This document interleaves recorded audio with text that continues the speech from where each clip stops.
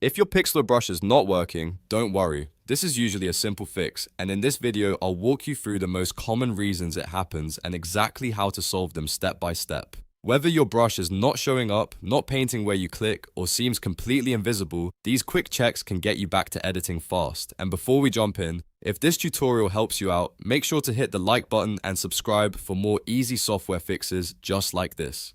Now let's get into it. The first thing you want to check is whether there is a hidden selection active on your canvas. This is one of the most common reasons the brush suddenly stops working the way you expect. Sometimes an invisible selection box is limiting where the brush can draw, so even though your tool is active, it only works inside that selected area. To clear that instantly, press Ctrl D on your keyboard. That will deselect everything and remove the selection restriction. Once you do that, try brushing again and see if the issue is gone. If the brush still is not working properly, the next thing to check is your layer. In Pixlr, the active layer may be locked, blocked, or otherwise set in a way that prevents edits. Look over to the Layers panel on the right side of the screen and find the layer you are trying to paint on. Make sure it is fully unlocked. If there is a lock icon or anything that suggests the layer cannot be edited, remove that restriction first. Also click the three dots icon next to the layer name and confirm that the visibility toggle is turned on. If the layer is hidden or not selectable, your brush will not appear to do anything. A really good way to test this is to create a brand new blank layer. This gives you a clean surface to check whether the problem is with the original layer or with the brush tool itself. Add a new empty layer, select your brush tool, and try a few strokes on that new layer. If the brush works there, then the issue is probably with the original layer settings rather than Pixlr itself. If it still does not work, keep going through the next steps because the problem is likely in the tool settings. Now let's check the brush tool configuration. Sometimes the brush is actually working, but the settings make the strokes look invisible.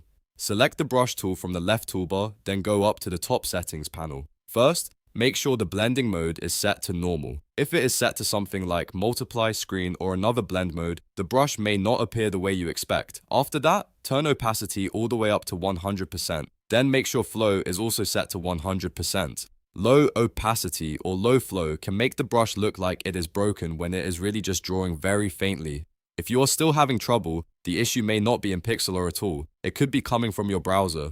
Web apps like Pixlr can be affected by browser cache problems, old session data, or even extensions running in the background. First, turn off any active browser extensions that might interfere, especially ad blockers or privacy script blockers. These can sometimes break parts of a web editor without warning. After disabling those extensions, do a hard refresh by pressing Ctrl + F5. This forces the browser to reload the page completely instead of using stored data. If the brush still behaves strangely after that, try opening Pixlr in an Incognito window or switch to a different browser altogether.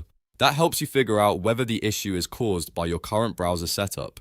In many cases, that one change fixes the problem right away. So to recap, if your Pixlr brush is not working, first clear any hidden selection with Ctrl + D, then check that your layer is unlocked and visible. Then make sure the brush settings are set to normal with opacity and flow at 100%. And finally check for browser interference by disabling extensions, refreshing, or switching browsers. One of these steps almost always solves it. If this video helped you fix the Pixlr brush problem, please hit the like button and subscribe for more quick tutorials and troubleshooting guides. Thanks for watching, and I'll see you in the next one.